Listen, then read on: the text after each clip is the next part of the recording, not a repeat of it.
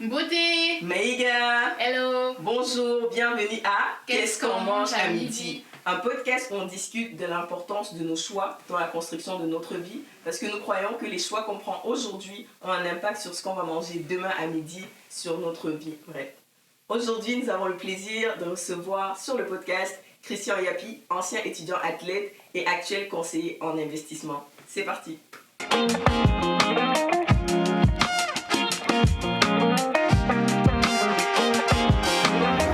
Aquaba, bienvenue Christian sur le podcast.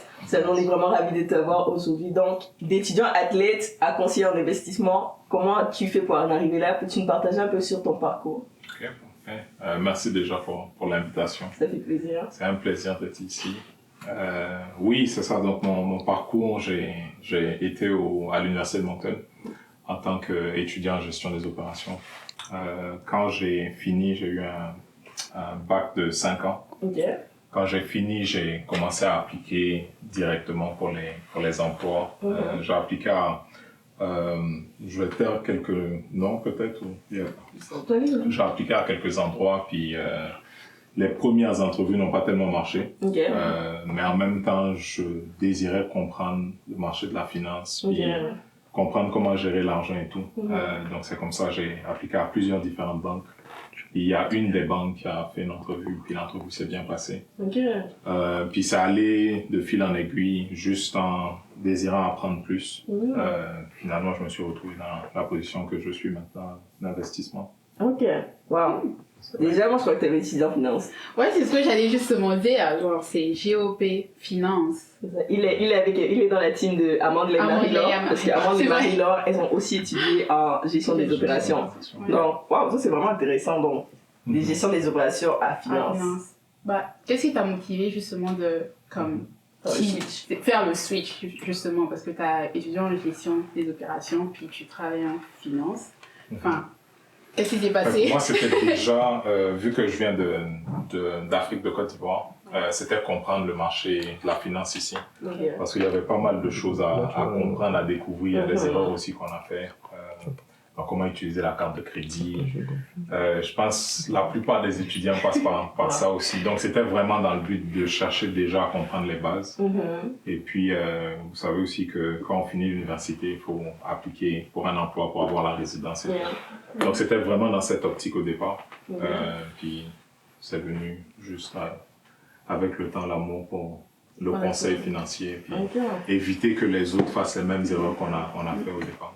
Ah, ça c'est vraiment beau parce que c'est comme le but de pourquoi on fait le podcast, justement pour avoir ces partages d'expérience là. Puis justement pour ceux qui n'ont pas encore vu l'épisode 26 et 27 justement avec Cédric et Alain, on a parlé de long en large sur les finances. On va encore aborder ça aujourd'hui.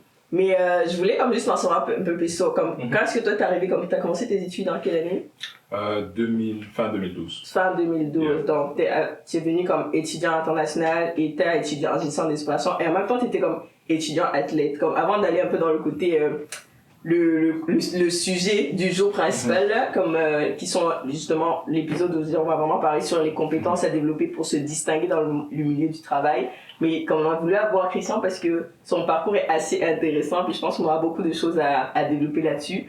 Mais comme si tu peux juste nous parler un peu plus de comme ton parcours en tant qu'étudiant, c'est comme étudiant athlète, comment t'as réussi à concilier étant étudiant athlète et tes études. En plus, je pense que tu travaillais aussi en tant qu'étudiant international. Donc, comment t'as balancé tout ça?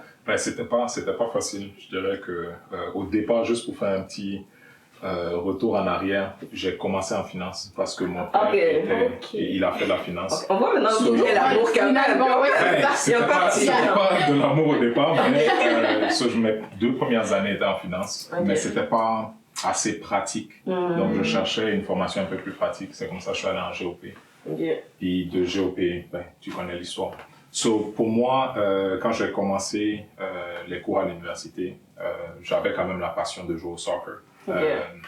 J'avais des amis aussi qui jouaient pour les Aigles. Donc j'ai juste appliqué, puis fait les tryouts qu'on fait, puis commencé à jouer. Il y avait beaucoup de voyages. Donc il fallait quand même réussir à trouver le bon équilibre. La première année, je pense que il y a des moments où je suis allé à 3 cours sur l'université parce que c'était quand même assez demandant. 3 sur combien de cours? Ben, 3 cours au lieu de. Oh, que t'as juste pris 3. Ok, mais toi, t'avais juste pris 3 cours. 3 Ok. cours. Puis, c'est juste, à un moment donné, tu t'habitues. Mais c'est beaucoup d'organisation. Faut savoir que quand tu as du temps libre, il faut essayer de maximiser pour étudier en même temps. C'est demandant, mais c'est gratifiant aussi. Ok. So, pendant tout ton parcours universitaire, tu jouais? Oui, j'ai joué 4 ans. Ok, voilà. Donc, t'avais un bon niveau? Ça allait. Si on me gardait dans l'équipe, c'est que ça allait. Peut-être aller jouer à l'équipe de la Côte d'Ivoire pour être embauché. On sait jamais. C'était ça le rêve un peu aussi, mais bon. Il n'est pas trop tard si vous passez par là. Contactez-le. Contactez-le. Ah non, mais ça, c'est vraiment inspirant. Donc, comme si on part du côté de justement la transition, tu as fait des études, tu as commencé avec la passion en finance, mais après tu as switché parce que tu cherchais quelque chose de plus pratique. Et puis là, comme tu as fait ta transition au monde de l'emploi, comment s'est passée ta transition des études au monde de l'emploi? Comme tu as abordé un peu, tu as appliqué dans différents emplois, tu n'as pas trouvé, puis après ça, tu étais orienté, tu n'as pas trouvé dans ton domaine, puis tu as trouvé quelque chose en finance. Yeah. So, comment pour toi s'est passée cette transition-là? Quelles ont été des erreurs peut-être que tu as commises en début de carrière, que tu pourrais partager, que tu conseillerais d'éviter? Ça, c'est une bonne question. Je pense qu'au départ, c'était peut-être la préparation du CV, du résumé. Puis, en entrevue, souvent au départ, c'était le manque de préparation. Je pense que ça a joué un peu pour les premières entrevues. Mais après, une fois que j'ai vu un peu les erreurs que j'avais commises, c'était vraiment le manque de préparation, pas connaître assez sur l'entreprise et tout. Quand la première banque qui m'a embauché, l'opportunité s'est présentée, j'étais beaucoup plus prêt à présenter mes points forts puis ce genre de choses. Pouvoir discuter. Wow, c'est vraiment intéressant. J'aime le point que tu soulèves, le manque de préparation justement. Parce que des fois, on applique, mais on prend pas le temps de se dire, oh, c'est quoi l'entreprise? Parce qu'on va te poser les questions dessus, la question de l'entreprise, etc. C'est pas si grave. Et tu sais pas encore comment utiliser tes points forts. Souvent, t'as pas assez d'expérience que tu peux avoir de l'expérience, mais ne pas savoir la présenter. Voilà, comment transférer certains skills que tu as eu. Voilà. Parce que c'est sûr qu'en tant qu'étudiant athlète, il y a quand même des skills au niveau du leadership, travail en équipe surtout, comme t'es quand même une équipe, vous devez communiquer. Donc c'est sûr que même si tu n'as pas une expérience comme de terrain dans le truc, c'est sûr que tu as peut-être cette expérience-là de je sais travailler en équipe. Tu n'as pas été capitaine par hasard? Ah, tu vois. C'est ça aussi. Non, ça c'est vraiment des skills. Mais c'est marrant parce que c'est ce que les étudiants des fois ne réalisent pas dans tout ce qu'ils font. Eux, lorsqu'ils viennent à l'université, ils viennent en cours, c'est comme oh non, je fais mes cours, ou j'ai comment on appelle ça, des projets de groupe, c'est juste des projets de groupe, on va le faire, mais non, en fait, t'es en train d'apprendre des choses, t'es en train d'avoir des compétences, parce que vous travaillez ensemble, chacun vient avec ses forces, tu dois t'organiser, tu dois te préparer, et ça peut être quelque chose que tu peux utiliser pour aller directement sur le marché du travail. Parce que des fois, lorsqu'on sort de l'université, pour certains, c'est comme j'ai pas travaillé, j'ai pas d'expérience, je ne sais rien faire. Mais non, tu sais faire quelque chose, t'as appris, t'es à l'université, et c'est vraiment intéressant de justement entendre ce que tu es en train de dire et de faire comme le rapport entre même le côté soccer de l'université, football, pour les gens qui ne savent. Au Canada, on dit soccer. Et football, oui, le football et justement le marché du travail aujourd'hui. Parce que on fait pas le lien, on fait vraiment pas le lien. C'est genre, on a juste la connaissance et on s'arrête sur la connaissance. Alors que non, c'est. Pour en transférer. Oui. Les soft skills là et tout. Et moi je vais jumper sur la question de y a-t-il des erreurs que tu as faites au début de ta carrière et que tu conseillerais d'éviter? Vraiment, en termes d'erreurs, encore une fois, c'était au niveau de la préparation. C'était principalement ça. J'ai pas eu d'appréhension nécessairement appliquée dans différents emplois. C'était vraiment au niveau de la préparation. Le gros, c'était ça. La première entrevue qui est passée, la préparation a fait toute la différence parce que c'était beaucoup plus difficile même que toutes les autres. Il y avait un panel de 3 dirigeants de l'entreprise qui étaient placés en avant. Oh. Et puis on était un groupe, puis l'entrevue s'est passée juste en groupe de même. Et heureusement qu'il y avait eu des erreurs au départ. Donc c'était une fois que j'étais préparé, je connaissais un peu plus sur l'entreprise, puis j'ai pu voir mes forces en même temps. Donc on a mentionné le soccer, les projets de groupe, projets de fin d'études. Je suis mieux positionné ça pour discuter. Non, ça c'est bon. Ça c'est intéressant. Comme, j'avais juste, quand on faisait la recherche justement pour la préparation de podcast, je suis tombée sur un rapport du Centre des compétences futures au Canada qui avait paru en 2022, puis il prévoyait que d'ici 2030, 9 emplois sur 10 au Canada nécessiteront des compétences numériques.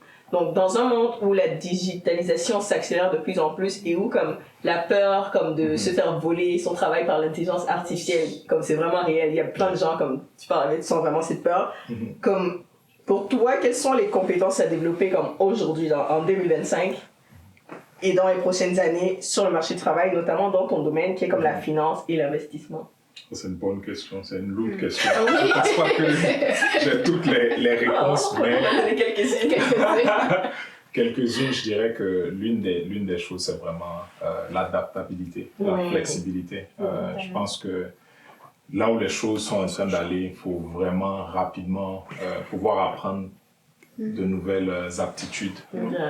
Ça, c'est vraiment un gros point. De ne pas avoir peur. C'est vraiment essayer d'embrasser le changement. Ça, je pense que c'est important. Et puis, juste être prêt à apprendre. Je pense que souvent, quand on finit l'université, on commence le marché du travail, beaucoup ne veulent pas apprendre de nouveau. Ça, c'est... Je pense que à la fin de la journée, celui qui n'apprend pas de nouveau, en réalité, il y a des chances qu'il perde son emploi. Si c'est pas par l'intelligence artificielle, juste la restructuration, juste peut faire que quelqu'un va venir et puis prendre ta place. C'est vraiment essayer de se concentrer et puis aller dans la formation continue. Ouais, exactement. Parce que le monde est changeant. Puis, Et ça... Non, vas-y. Non, vas-y, de grosses lignes, c'est vraiment ça qui est... C'est marrant parce que j'avais eu une conversation comme ça avec mon boss et on parlait d'intelligence artificielle parce que moi comme ce que tu viens de dire, j'avais peur un petit peu parce que moi je travaille en communication et en communication aujourd'hui avec l'intelligence artificielle, il y a la rédaction des textes assez rapidement en quelques minutes, enfin il y a beaucoup de changements qui se passent et au départ j'étais comme je vais même pas utiliser l'intelligence artificielle parce que je comprends pas c'est quoi le concept. Et mon boss m'a dit, ah mais tu sais, chez Dra, tu peux gagner en temps avec ça. Ça peut te donner une base et sur cette base-là, tu travailles, tu améliores, tu mets le côté, je veux dire le côté humain là-dessus. Et j'étais juste comme, oh waouh, c'est vrai. Et j'ai essayé, c'est devenu un peu mon ami là. Là, c'est comme tu as dit, assistant personnel. Et justement, c'est l'assistant personnel. Ouais, c'est ça, c'est l'assistant personnel. Et c'est vraiment important de travailler sur son adaptabilité, comme tu as dit. Genre, être vraiment ouvert à ça, c'est ne pas avoir peur. C'est vrai qu'il y a du changement, mais on va entrer dans le changement, on va tirer le meilleur de ce qui se passe. Parce qu'on a regardé, on a vu avec Covid, la période de Covid. Il y a des entreprises qui ont boomé, là, qui ont eu un gros chiffre d'affaires pendant cette période. Mais c'est parce que pourtant c'était une crise, mais les gens ressortaient comme le meilleur, su comme ressortir voir l'opportunité derrière cette crise-là. Donc c'est vraiment important. Non, peut-être. Et puis je suivais, comme, je sais plus si c'était sur LinkedIn, mais comme c'était un article qui disait que l'intelligence artificielle ne va remplacer que les personnes qui ne sauront pas l'utiliser. Tu vois, parce que c'est pas que parce qu'on aura toujours besoin de l'humain à la fin de la journée, mais dans un monde où la digitation est de plus en plus et comme on est beaucoup dans un monde qui est axé sur la productivité aussi, donc au lieu de se dire ah moi j'utilise pas ça parce que j'ai peur, comme un peu comme tu vois, à partir du moment où tu commences à l'utiliser, à comprendre le système, parce que c'est encore au début, on est encore dans les débuts, ça change beaucoup. Donc si tout de suite on ne on ne prend pas le temps d'apprendre, de comprendre comment ça marche. Donc quand ça sera plus avancé, tu seras en mode, tu sais, comment on sera comme nos parents quand ils t'appellent, dis-moi comment, j'allume le téléphone. Ça chaque année maintenant. Exactement, tu vois. Donc, je pense que c'est ça qui est vraiment important de comme, justement, l'apprentissage continu. J'ai beaucoup aimé ce que tu dis ça parce que je pense que des fois aussi, on quitte l'université puis on se dit, ah, j'ai des connaissances, I'm good, tu vois. Mais on voit beaucoup, tu sais, comme les leaders aller faire des MBA, aller faire comme des formations, comme dépendamment des secteurs dans lesquels tu es. Des fois, il y a des trucs qu'à un moment donné dans ta carrière, il faut que tu ailles chercher, comme je sais pas en finance, vous avez peut-être des certifications. On en a tout le temps. Pendant que tu travailles, tu fais des cours en même temps. C'est quoi? C'est parce que le marché financier évolue ou il y a des nouvelles Non, ça dépend de ta spécification, ça dépend de ta spécificité, pardon, ce que tu veux faire. Donc il y a tout le temps des cours d'approfondissement, puis dépendamment du type de client aussi que tu veux desservir. Donc est-ce que ça t'ajoute un plus? Comme, est-ce que c'est des choses qui te permettent comme, je veux dire, comme de comme gravir des échelons dans ta carrière, de sorte comme, oh, si je fais tel type de certification par exemple, je pourrais peut-être offrir, tu sais, comme, parce qu'il y a différents portfolios en investissement. Donc est-ce que si tu fais un certain type de certification, ça te permet justement de desservir un plus grand nombre de clients, tout ça comme ça? Exactement. Donc, dépendamment des certifications que tu fais, certaines peuvent être axées sur certains produits d'investissement. Donc ça te donne juste la compétence pour pouvoir vendre le produit et toutes les règles qui sont autour du produit aussi. Et puis, juste même le type de service que tu peux donner aux clients. Tu peux passer d'un service où tu es concentré peut-être sur l'investissement, mais tu peux faire aussi de la planification. Il y a des certifications en assurance, puis différentes choses. Wow. En tout cas, ça vraiment que... En tout cas, peut-être on fera un autre épisode avec les sur investissement. Si je pars dans ce sens-là, on va dormir ici. Mais l'autre question, c'est comme, est-ce qu'il y a des compétences, justement, qu'on parle un peu, tu as parlé de l'adaptabilité, pardon. Est-ce qu'il y a des compétences qui, au début de ta carrière, t'ont aidé comme à décrocher comme tes opportunités professionnelles? En sens, tu disais comme au début, tu as fait des erreurs, tu les as identifiées, puis tu as su comment comme t'adapter pour les entrevues. Mais est-ce que quand tu as commencé justement comme ton premier emploi comme en banque, est-ce que tu as vu que genre il y avait des compétences que tu avais qui te permettaient de te distinguer? Parce qu'aujourd'hui on gradue, tu vois, on est nombreux à l'université, on termine tous, on a le même diplôme, mais il y a des choses spécifiques qui nous distinguent, qui font qu'à une entrevue à diplôme égal, à diplôme égaux, pardon, on aura quelqu'un qui va plus être distingué versus un autre. Donc, est-ce que toi, il y a des compétences qui t'ont vraiment aidé à te distinguer au début de ta carrière? Je dirais que dans l'environnement où on est, au Nouveau-Brunswick, l'anglais, ça va être tellement important. Je pense que souvent, même les gens ne vont pas embaucher en fonction de ton background, des études. Si tu es bilingue, tu as des chances d'entrer à certains postes. Sur l'anglais, pour moi, c'était une force. Ça m'a aidé à commencer un peu plus tôt. La curiosité aussi. Faut être curieux, faut vraiment... tu peux être dans un département, mais poser des questions, voir comment d'autres départements fonctionnent. Puis les gens voient quand tu es curieux. Donc ça a aidé. Puis même juste lire des livres dans ton domaine. Faut pas s'arrêter d'apprendre. Faut insister. Lisez les livres. Exactement. Faut pas s'arrêter. Je me rappelle que au départ, vu que c'était vraiment nouveau, on voit les cours en finance, mais la pratique, c'est une chose différente. Je me rappelle que la classe avec qui j'étais, la plupart étaient anglophones. La première année, ça a pris peut-être 3 à 4 mois à tous ceux qui étaient avec moi pour avoir leur niveau de, ils appellent ça proficiency. Être capable de pouvoir gérer les clients tout seul, pleinement. Puis moi, ça n'avançait pas. Comme je pouvais, mais j'avais besoin d'une grosse supervision. Puis le déclic s'est fait. Il y a un livre que j'avais trouvé en faisant des recherches. Puis ils expliquaient comment appliquer la diligence, prendre soin vraiment de ce que tu fais. J'ai juste suivi le bouquin, j'ai appliqué toutes les étapes dedans. Puis au bout de quelques mois, tout était good. Ça a donné des résultats qui étaient clairs. Sur la curiosité, c'est ça qui peut te faire trouver quelque chose que tu cherches même souvent que tu ne sais pas. Non, ça c'est vraiment intéressant, la curiosité. Parce que des fois on n'en a pas, hein. Des fois on a peur d'aller de chercher, de trouver quelque chose de nouveau et de s'arrêter juste sur les acquis qu'on a déjà.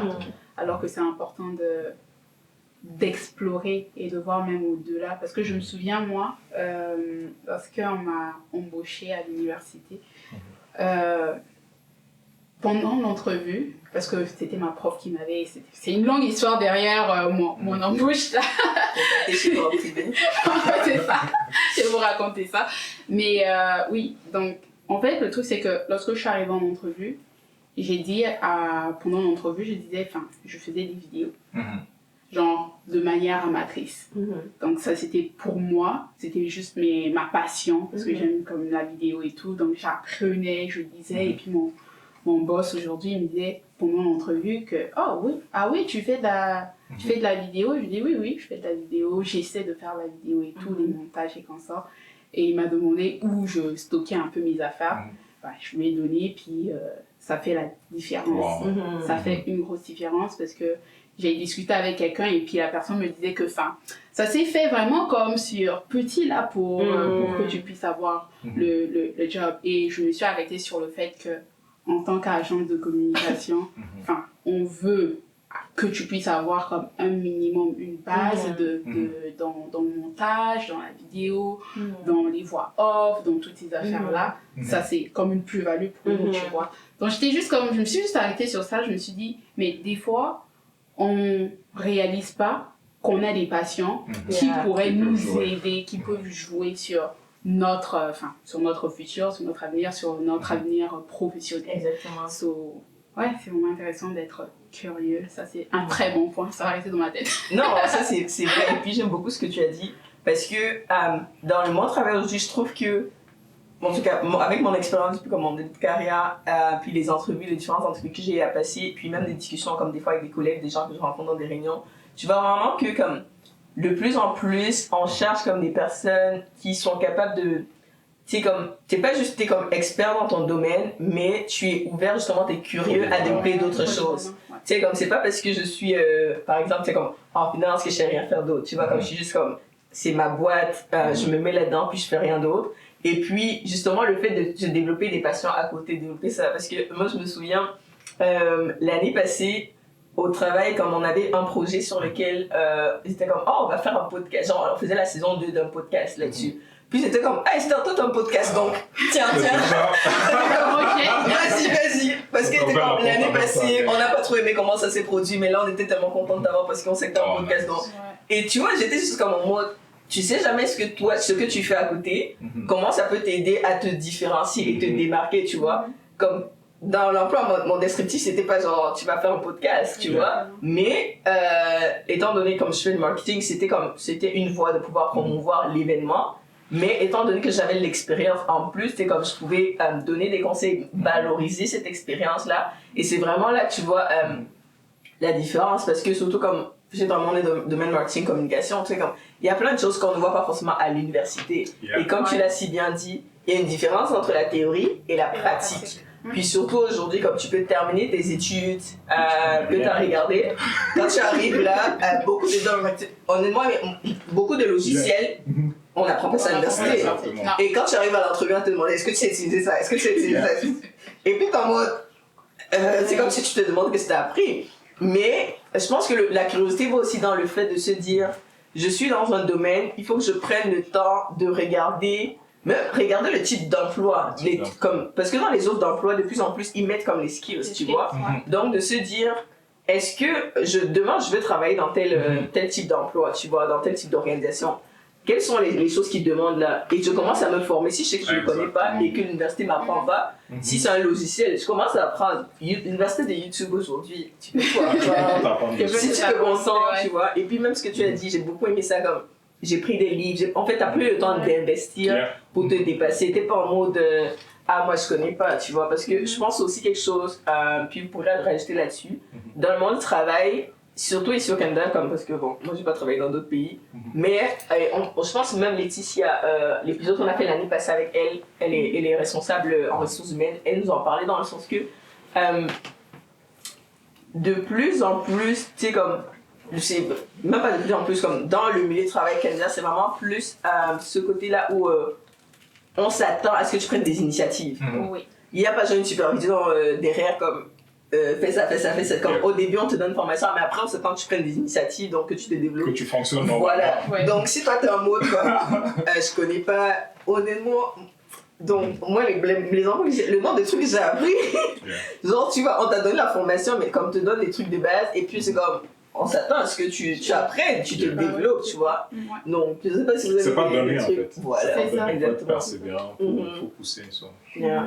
Et ça me fait penser justement à ce que tu disais, Christian, tout à l'heure, lorsque tu disais, je sais pas si c'est toi, Esther, ou Christian, qui disait tout le monde va graduer. On aura tous le diplôme. Mais c'est qu'est-ce qui fait la différence entre deux diplômes, le même diplôme là, si c'est un diplôme en marketing, d'une personne A et d'une personne B, mais qu'est-ce qui différencie les deux diplômes? Ce sont justement les skills, les expériences que tu as acquises. So, ça, c'est vraiment important de garder ça en tête lorsque on pense. Si tu as des objectifs de te retrouver, d'avoir une vie professionnelle, de comme s'arrêter puis penser à tes compétences, ce que tu as acquis pendant les études, tes passions, comment ta passion ou tes passions peuvent t'aider à justement à avoir un emploi qui pourrait mieux te convenir, mieux te convenir. Puis, ouais, c'est ça.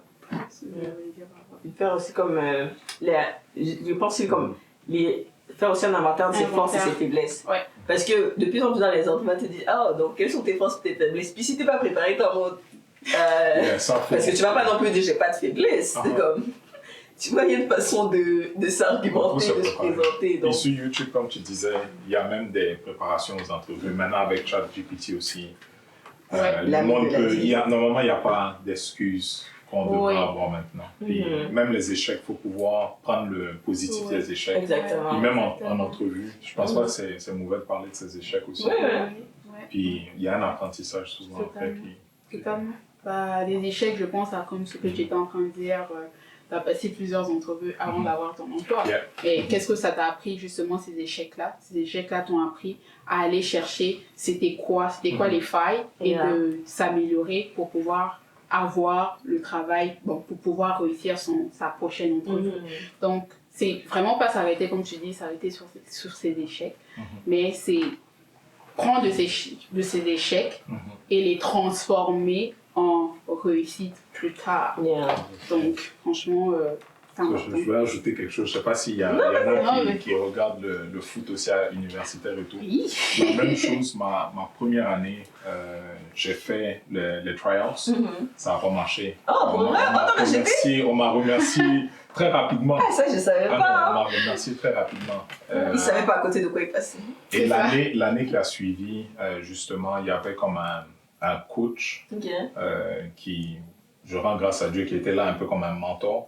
Au départ, pendant la fin de l'été avant les tryouts, on se retrouvait au CEPS. Il me faisait courir, on a fait beaucoup de pratiques. Et la deuxième année, c'est passé sans aucun challenge. So, faut vraiment persévérer. J'aurais pu m'arrêter sur cet échec-là. C'est la montée. On m'a dit je suis nul. Exactement. Mais, donc, avoir des mentors aussi. Oui, ça c'est important. Je pense que sans ça, c'est vraiment difficile. Avoir des personnes qui sont passées avant nous. Donc, eux peuvent nous guider un peu.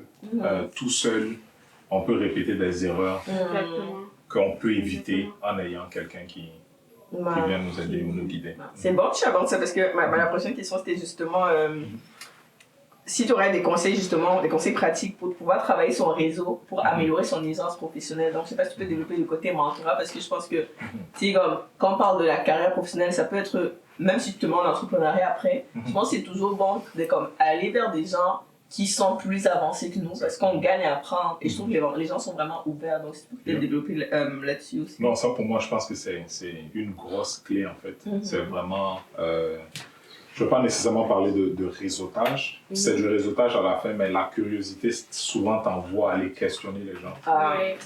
Même pendant le parcours universitaire, s'il y a un cours qui est difficile, souvent on ne questionne pas assez le professeur, on se dit c'est fait, je ne suis pas bon dans ce cours, mais il faut aller taper à la porte. Comme il y a des cours, j'ai passé juste en tapant à la porte plusieurs fois. on m'explique, je tanne le professeur à un point où, à la limite, il veut même te donner la réponse. Moi, je fais partie des gens de cette équipe. Donc, moi, j'ai pas compris que tu vas me voir dans ton bureau. C'est ça. En faisant ça, les professeurs, parce qu'ils voient tellement d'élèves qu'il n'y en a pas beaucoup desquels ils gardent Qui se distinguent. qui se distinguent. Donc ça te fait te distinguer. Et la curiosité, pour moi, c'est le plus important. Donc, aller dans des événements, ne pas avoir peur d'essayer de nouvelles choses. Exactement. Parce que souvent, c'est comme ça qu'on rencontre les gens. Exactement. Donc, en un mot, c'est vraiment ça. Il y a beaucoup d'événements qui se font à Moncton, des réseautages. C'est juste aller se présenter. Souvent, on ne sait pas nécessairement ce qu'on va faire là. Mais souvent, tu vois quelqu'un que tu connais. Tu l'attrapes, vous continuez, puis de fil en aiguille, c'est comme ça. Puis connaître des gens aussi qui savent réseauter. Je pense que vous deux ici, c'est ça le caché que donc je vous attrape. On finit pas de, tu vois, hein? C'est vraiment ça, c'est identifier ces personnes-là, puis aller. Ah oui, non. Ça, c'est chez Drat, qu'est-ce que ça s'était devenu, j'étais comme... Non, ouais, c'est venu me chercher, c'est venu me chercher le point où tanner les professeurs, là, parce que c'est comme ça qu'on se distingue. Et même avant de tanner, il y a tellement des services qui sont mis en place pour nous aider. Même à l'université, pour ceux qui sont à l'université, il faudrait comme vous, comment faire ça, vous approcher des services. Parce qu'il y a des services qui existent pour vous. Il y a, bon, à l'université de Moncton, par exemple, il y a le tutorat, il y a, je sais pas, les heures de consultation des professeurs. Et c'est justement en allant voir des professeurs. Et c'est gratuit. Et en plus de ça, si tu augmentes ta moyenne avec ça, c'est tout bénéfice en fait. Et programme coop. En fait, il y a tellement de services qui aident en fait à te préparer, qui t'aident d'abord à réussir pendant que tu es à l'université et à te préparer aussi au monde du travail. Et je rebondis sur ce que tu disais par rapport au professeur parce que moi, c'est ma prof là, si elle passe par là, elle s'appelle Nathalie. Allô Nathalie. Oui, elle a été cette prof-là justement que j'allais voir et qui venait me voir aussi. Donc des fois, il y avait comme des posts ou des offres d'emploi comme ça qu'elle m'envoyait parce que je pense qu'elle me connaissait. Elle me connaissait et elle pouvait comme me référer. Et étant au Nouveau-Brunswick, à Moncton, tellement c'est une petite communauté, les gens, tout le monde se connaît un petit peu d'une manière. Tu vois, aujourd'hui, j'ai rencontré Christian, parce que Christian, c'est sûr que Christian connaissait Esther. Donc ça fait que... Et tu t'es rendu compte que Christian connaissait ton frère. Exactement. Genre, c'est vraiment comme... c'est un cercle là. Le monde est petit. Le monde est hyper petit. Donc, faut aller faire du réseautage, rencontrer du monde, parler à du monde. Enfin, tu as tout à gagner avec ça. Tu as vraiment tout à gagner avec ça. Peut-être un autre point, la réputation. La réputation. Je pense que c'est tellement important parce que une bonne réputation ouvre des portes. Exactement. Mais une mauvaise réputation, ça ferme beaucoup de portes. Surtout dans les petites communautés ici. Exactement. Donc aussi à l'université ou quels que soient les milieux où les gens sont, c'est vraiment faire tout pour garder une bonne réputation. À la fin, dans le monde du travail, tu rencontres souvent les mêmes personnes avec qui tu étais à l'université, avec qui tu as joué au soccer, les sports et tout. Donc, il faut vraiment faire sûr de bien se présenter et éviter les histoires et les affaires comme ça. Vraiment être bien avec les gens, honnêtement, être bien parce que tu sais jamais comme la personne après. Moi, je me souviens comme la fin de l'année passée, on travaillait justement pour une conférence sur laquelle on travaillait et on cherchait comme des orateurs. Et c'est comme une dame que j'aimerais rencontrer à un café, parce que moi, des fois, je vais travailler dans des cafés sur mon projet, puis j'étais en train de travailler, je travaillais sur le design d'un site internet. Et puis, elle est venue vers moi, elle était comme, je démarre mon entreprise, puis je cherche quelqu'un pour faire mon design. Puis c'est comme, c'est trop drôle, j'étais venue dans le café, puis j'étais comme, voici ce que je cherchais. Puis elle s'est approchée, puis on a commencé à parler, et puis on a fait un rendez-vous, on s'est parlé, comme on a créé une relation, tu vois. Et puis, comme elle est dans le domaine de ce qu'on cherchait pour nos orateurs, du coup, on est resté connectés sur LinkedIn. Puis j'étais comme, on fait cette conférence, comme, j'ai pensé à toi, ce que tu vois, comme grâce, on peut dire, comme à la relation. Elle-même, c'est comme, elle était tellement choquée, on disait ça, mes collègues étaient comme, mais comment tu la connais? Elle était comme, si je vous explique.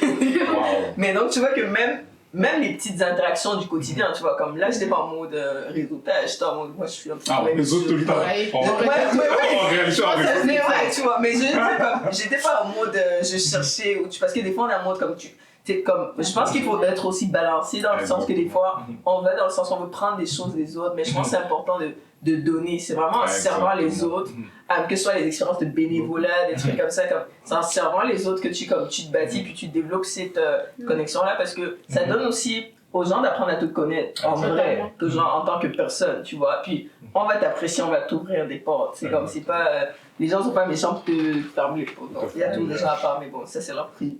Mais ça c'est autre chose. Mais comme ça m'a vraiment... J'étais comme, waouh, tu vois, comme un cercle. Ça a pris comme 1 an et demi. Mais j'étais comme, oh, tu vois, comme si on m'aurait dit ça, j'aurais comme, oh waouh, j'aurais pas pensé que ça serait arrivé là, tu vois. Mais c'est ça, donc tu sais jamais comme, toi, parce que des fois tu peux voir que genre, non, c'est juste les autres qui t'ouvrent les portes. Mais comme, parce que si tu regardes un peu par rapport à elle et moi dans le milieu professionnel, comme c'est une cadre qui est un peu plus avancée, comme... Elle a travaillé dans un cabinet de consultant, puis là, elle démarrait sa boîte. Donc, tu vas te dire, bon, c'est sûr, c'est elle qui va. Mais c'est elle, mais toi-même, tu peux être la personne, même si tu es juste en début de carrière, qui va lui ouvrir des portes et elle va être reconnaissante pour sa demande. Tu sais jamais, mais comme moi, ça m'a vraiment parlé, c'est comme, oh wow, c'est comme tu sais jamais. Hein. Donc, c'est vraiment important de votre qualité. Non, non, ok, non. So, en tout cas, on va arriver à la fin, mais je voulais comme développer un peu plus les soft skills, parce qu'on en a beaucoup parlé aussi. Et je trouve que c'est quelque chose, des fois, comme on fait pas assez attention. Et si tu peux juste développer, justement, par rapport à toi, ton expérience d'étudiant athlète, comment, dans ta carrière, tu as pu arriver à transférer les compétences, pas les compétences techniques, mais les choses comme... le fait que j'ai travaillé dans une équipe, j'ai été capitaine d'une équipe, comment tu as pu transférer ces compétences-là pour pouvoir t'aider dans le monde du travail, pour peut-être gérer des équipes ou gérer tes relations au travail, comme le transfert de compétences en fait? Je dirais que c'est même pas penser d'aller avec l'esprit de transférer. C'est juste que, en étant présent, vu que tu as déjà acquis ces compétences-là sur le marché du travail, c'est juste une continuité en fait. Dans, ce qui est bien dans le sport, surtout le sport d'équipe, tu as besoin de communication. Tu peux pas gagner un match si vous n'avez pas une bonne communication en défense, en attaque. Ça prend la communication, c'est la mayonnaise en fait qui fait tout bouger. Ça prend du leadership aussi. Tout le monde peut pas, en même temps que tout le monde est leader, il faut que quelqu'un puisse donner les instructions. La capacité d'écoute aussi. Je pense que c'est important. Puis ça, c'est une grosse chose parce que dans le milieu du travail, souvent, tu as des one-on-one avec ton manager, puis on doit passer à travers les résultats et tout. Au sport, ce qui est bien, c'est que on dit coaching, tu as des coachs qui sont là, qui vont pas seulement te dire quand les choses vont bien, mais quand les choses vont pas bien, mais c'est vraiment aller dans l'esprit d'écouter pour s'améliorer. Donc, je dirais que l'écoute, c'est une chose. Leadership, comme on a dit. Puis c'est là où le sport, moi, m'a aidé à... C'est juste une continuité, en fait. Donc, c'est pas nécessairement penser... je pense que pendant que tu es dans la pratique, tu apprends certaines choses que tu peux aller transférer dans le monde du travail. Mais communication, je dirais l'écoute. Puis... juste comment être calme aussi dans certains moments de stress. Ça c'est vraiment important. C'est mes collègues qui m'appellent toujours l'agent de paix. Parce que comme je travaille dans le marketing pour les événements, puis les gens sont toujours comme... C'est comme quand on arrive sans fin d'échange des événements, tu vois, les gens stressent plus comme... Moi, ma vie ne veut pas s'arrêter ici. Moi, ça peut pas, comme... J'ai autre chose en dehors du travail, donc c'est comme... comme ce que je peux contrôler, je le fais bien. Le reste, c'est comme... Je laisse entre les mains. Il n'y a pas à trop stresser. C'est ça. Et puis, c'est important de, comme justement, de pouvoir communiquer ça aux gens dans nos équipes. Je trouve ça vraiment, ça apporte aussi une belle stabilité.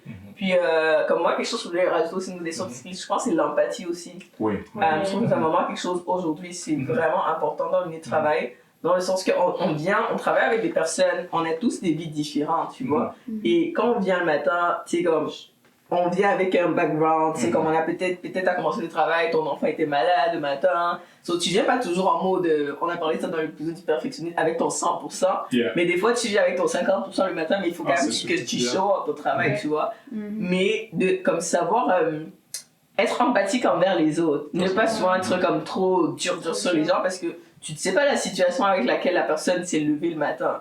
Comme, vous n'avez pas les mêmes défis, les mêmes difficultés. Puis, tu sais, comme, on est aussi dans une société où de plus en plus, comme les gens ont beaucoup de problèmes comme santé mentale. Donc, je trouve que c'est important, c'est comme d'être conscient de ça pour pouvoir offrir comme cette compassion-là aux autres. Et pouvoir aussi être comme la personne, parce que comme les gens peuvent compter aussi comme dans l'équipe, tu vois. Pas en mode, moi je suis là, je fais mon travail, je fais mes tâches.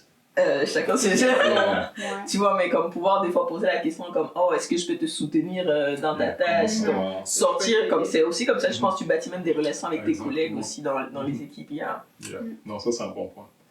Empathie. Vous avez une autre compétence soft skills?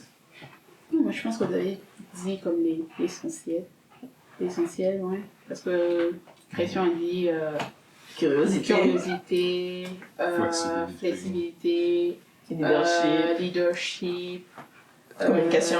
Oui, communication. Ça c'est très très très très très important parce que quand tu travailles en équipe, tu dois communiquer. Et souvent les conflits arrivent lorsque la communication n'est pas bonne. La communication n'est pas bonne, donc ça fait que la communication pour moi c'est vraiment c'est pas parce que j'ai étudié en communication. Non, mais c'est un skill que tout le monde doit avoir. Oui, c'est un skill que tout le monde doit avoir. Genre, tu dois savoir communiquer pour ne pas comme heurter ton collègue, pour ne pas que les fautes ou des erreurs puissent être faites dans son travail. So, l'empathie aussi, puis je pense à quoi? Je pense que ouais, ce sont des soft skills que genre, je pense en ce moment. Non, c'est bon.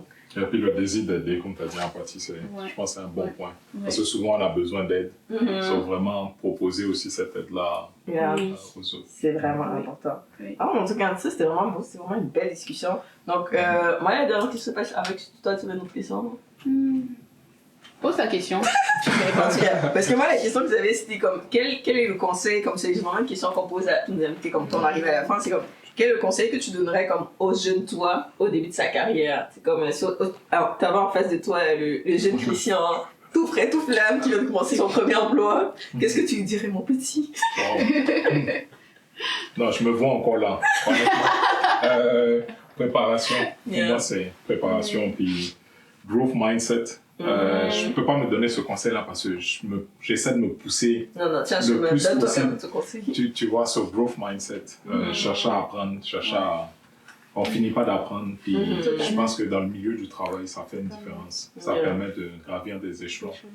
Et pas avoir peur de prendre du risque aussi. Souvent, je lisais dernièrement, souvent il y a le syndrome de l'imposteur. Souvent se trouver on va faire un épisode certaines positions où tu te demandes, mais on improvise, on est imposteur presque pas toute notre vie, mais ça commence par c'est l'adaptabilité. Moi je pense pas comme c'est l'imposteur, c'est juste la capacité de s'adapter à toute situation. Exactement, c'est ça. Même pour apprendre l'anglais, du moins ici, souvent les gens ont peur de parler et tout. C'est vraiment se jeter et puis ça finit par.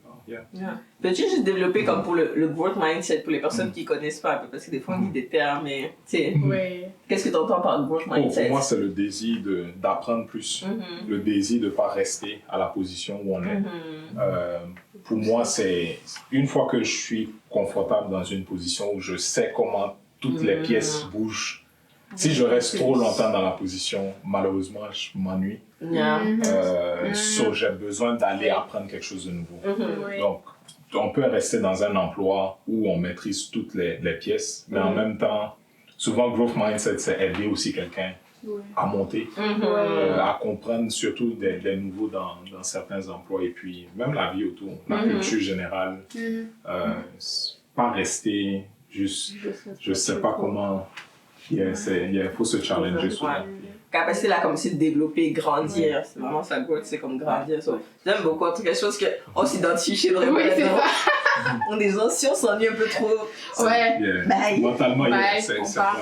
quoi. Tu m'as perdu. C'est ça. Ton travail même ne... Tu rends plus... Oui. Moi, j'arrive plus à rendre nécessairement ouais, quelque c'est chose ça. qui est Ouais. joie. Ouais, C'est ça. Oui. Trouver quelque chose pour se challenger. pour se challenger. Est-ce que... Oui, j'ai une question. C'est vrai que c'était la fin, mais... Est-ce que dans ce processus-là, tu prends le temps d'aller comme demander peut-être à ton manager ou à la structure d'avoir comme des formations?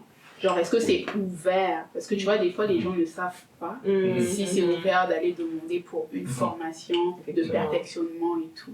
Yeah. Est-ce que... Oui, à 100%. Je pense que même déjà en entrevue, ça, c'est une des questions qu'on peut poser Oui, aux justement. employeurs directement. C'est quoi leur politique? Est-ce que si je rentre dans cette position-là, C'est quoi les est-ce que- évolutions, ouais. C'est ça, c'est quoi les évolutions dès le départ? Donc, il y a certaines structures qui, malheureusement, ne vont pas nécessairement encourager ça. Je ne donne pas de nom nécessairement, mais la plupart du temps, si dès le départ, c'est affiché que oh, on aime ça, on aime faire grandir nos employés, comment vous supportez? À ce moment-là, est-ce qu'il y a des formations qui sont disponibles? Est-ce que tu payes ta formation toi-même? Est-ce que la compagnie paye? Puis, yeah. So, généralement, je dirais que les employés au Canada sont pour la formation continue des employés. Et moi, je pense que moi, ce que je pourrais dire, hein, c'est ne pas aussi avoir peur d'aller voir son manager ou quelqu'un des ressources humaines pour savoir s'il y a des formations qui peuvent être comme données. Moi, j'ai la grâce d'avoir un boss qui me pose souvent la question qui est comme « Ah, tu veux apprendre quoi? Qu'est-ce que tu veux développer cette année? » Genre, les objectifs de l'année, c'est qu'est-ce que tu veux développer? Est-ce que tu veux développer ton côté parce qu'aujourd'hui, là, j'essaie de faire un peu le travail je travaille avec Amanda, parce qu'Amanda, c'est ma collègue. Et je développe un peu le côté comme logistique quand je travaille avec elle. Donc, c'est vraiment comme important de demander, de poser la question, de se dire, ah, ok, est-ce qu'il y a une formation qui pourrait m'aider à améliorer ma communication, par exemple? Ou est-ce qu'il y a une formation que je pourrais avoir pour comprendre mieux le domaine des finances, pour le cas de Christian? Donc, c'est important de comme, ne pas avoir peur de demander. Et j'ai aimé justement ce que tu disais par rapport à la peur. Et LinkedIn même donne il y a des formations. Des formations Il y a des formations gratuites. Souvent aussi, c'est fait, ces formations-là, les présenter à l'employeur. Tout ça, c'est bien. Oui, ça aide beaucoup. Ça aide. Ouais, c'est comme, je pense que c'est comme identifier qu'est-ce qu'on a besoin, comme tu dis par rapport au growth mindset, comme parce que des fois on fait les résolutions à l'année, je vais faire le sport, je vais faire ceci, mais comme est-ce que tu as des objectifs de développement comme au niveau de growth mindset, comme à la fin de l'année j'aimerais apprendre ça, comme j'aimerais développer ce côté-là, tu vois, parce que tu peux être bon dans un domaine, mais comme des fois on se contente, ah je suis juste bon là-dedans, mais comme comment je m'organise pour pouvoir développer cette compétence-là, comme m'améliorer davantage, pour comme justement aussi faire. Si je reste juste dans une zone de confort, à un moment donné, bon, j'avance pas. Quelqu'un d'autre va être expert, on va lui donner le truc à ma place. Donc, c'est comment je fixe des objectifs pour pouvoir développer ce que je sais déjà faire aussi. Donc, je trouve que c'est vraiment important. En tout cas, merci beaucoup, Christian. Je sais pas si on peut résumer. Comme moi, j'ai beaucoup aimé le point de la curiosité. Je pense qu'on va faire quelque chose avec le titre là-dessus. Oui, c'est ça. Mais c'est vraiment comme la curiosité, l'apprentissage continu, comme vraiment important. Puis les compétences comme la communication, je pense de nos jours, comme quand je lis souvent des articles en lien avec le monde de l'emploi, c'est vraiment comme la compétence essentielle que les gens recherchent de plus en plus en entreprise, tu vois, parce que on est appelé à communiquer avec les gens autour de nous, que ce soit les collègues ou dépendamment du milieu dans lequel, comme il y a toujours des parties extérieures, tu sais, comme négocier des partenariats ou négocier, tu vois, justement. Donc, si tu n'es pas capable de communiquer, même si tu es très bon dans ton domaine, à un moment donné, tu vas stagner. Donc, c'est vraiment important. On encourage vraiment comme à développer des compétences. Prendre le temps de lire des livres, l'université de YouTube, shout out. C'est vraiment important. Il y a tellement de ressources disponibles gratuitement aujourd'hui. Puis j'ai beaucoup aimé le point de vue que tu as dit, comme aller vers des mentors, poser des questions, comme vraiment apprendre des autres. Si on a des personnes qui sont comme des amis peut-être, tu sais comme moi je change beaucoup souvent avec Chidra les tips, des amis qu'on connaît qui sont dans le même domaine que nous, comme poser des questions, tu sais, comme juste être humble d'aller poser la question. Donc si vous êtes arrivé jusqu'ici, mettez-nous dans les commentaires, curiosité, c'est vraiment important. Donc, on apprécie vraiment, on a beaucoup aimé cet épisode, cet échange. On espère que vous avez apprécié aussi. Donc, d'ici au prochain épisode, qu'est-ce qu'on vous dit? Bon appétit! Ah, c'est comme ça on fait.